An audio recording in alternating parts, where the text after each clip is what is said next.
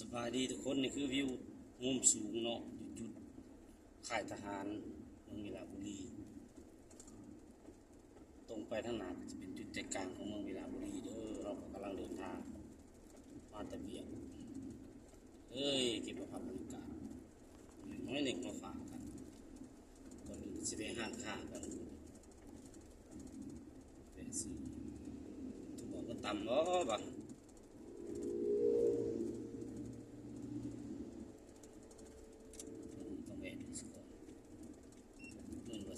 จอดที่ติดรถไปจืดตามอาหารทุกคนเจ้าอย่างนั้นกันนี่ว่าแบบนี้เบิ้ง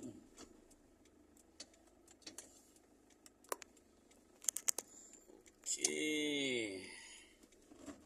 ไปต่อทุกคนเลยได้มาแต่ง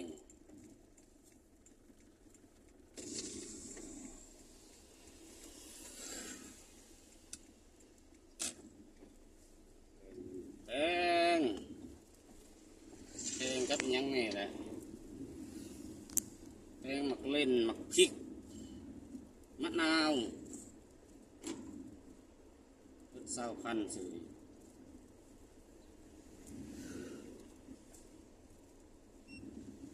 เศร้าพันสื่อเงินเศร้าพันเงิน100,000มีหยังใช่มีเงินเป็นล้านได้สิมีทุกคนเลยเงินล้านเงิน100,000เนาะเงิน100,000กีบกับเงิน100 บาทเทียบสักกันนะ100,000กีบเท่ากับ100เท่าไร30หรือ150ได้มา100,000กีบประมาณนั้นนะ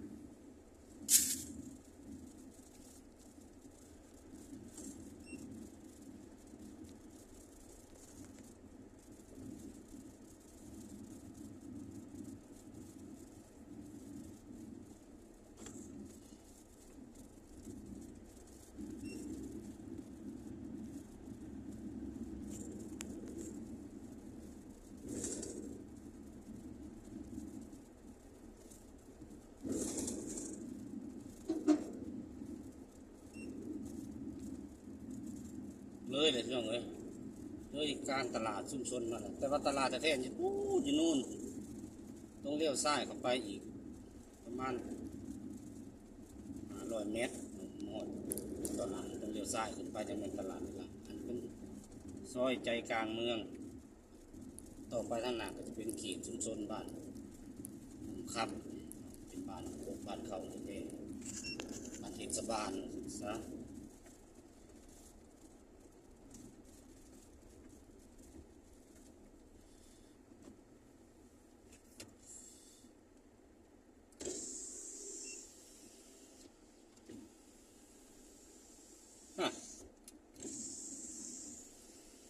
เดี๋ยวน้อยเอาขึ้นมา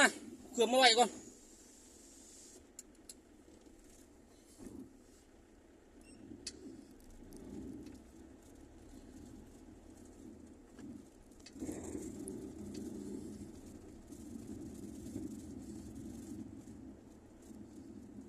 เดี๋ยวเอาเครื่องมาไว้แล้วก็จังสีขึ้นมาใหม่ทุกคน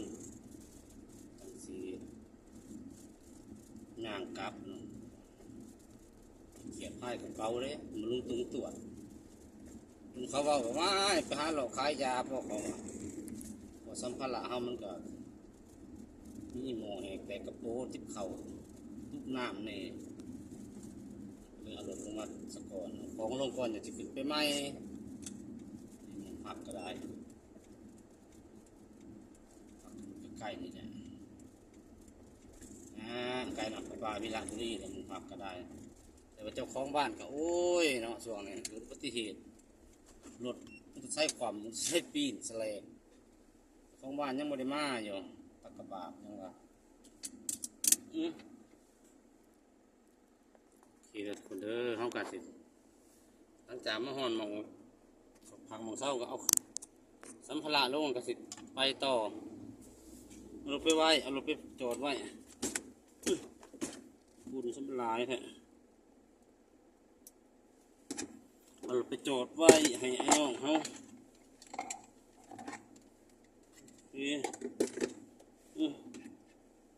ประมาณนั้นไปทุกคนไปคนงานไว้กล้องไปข้างหน้าก่อนเด้อ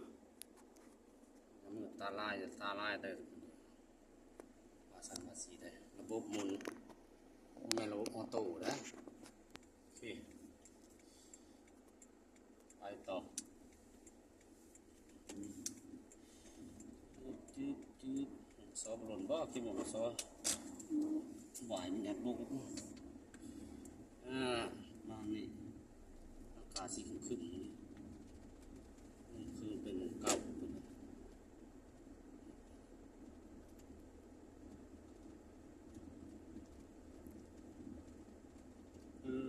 จอย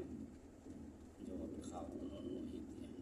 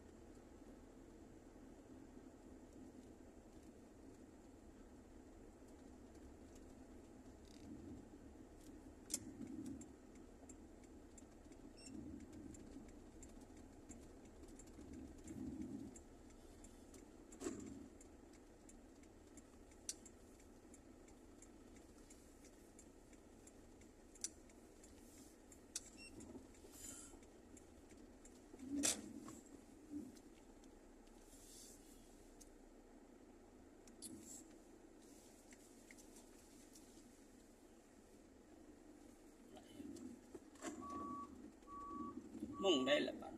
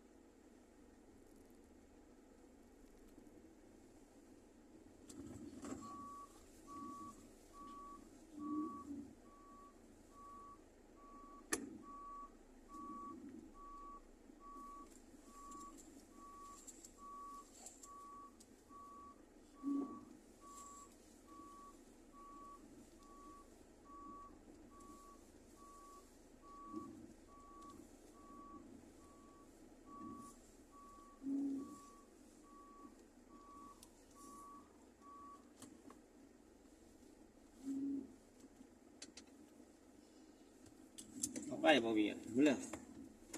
เวียนเอาไปบ่เลยโอเคฮอดแล้วทุกคนเลยพี่ก่อนเด้อ